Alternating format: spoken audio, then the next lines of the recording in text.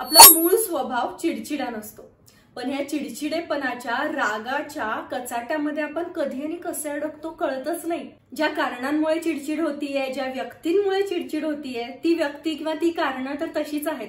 आपला राग बडबड संताप सगळं ऐकतात, पाहतात आणि आपल्या कामाला निघून जातात।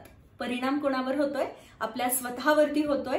मग ही चिडचिड थांबवण्यासाठी आपल्याला आधी कारण शोधावी लागतील। कोणत्या कारणांमुळे आपली चिडचिड होतीये? पहिलं कारण म्हणजे आपल्यापेक्षा जर अशा वेगळ्या विचारांच्या लोकांना सामोरे जाता न येणे। दुसरं कारण म्हणजे अचानकपणे एखाद्या वेगळ्या वातावरणामध्ये जाणे। तिसरं कारण म्हणजे आपल्या शरीरामध्ये ताकद नसणे। चौथं कारण म्हणजे स्वतःसाठी वेळ न देणे।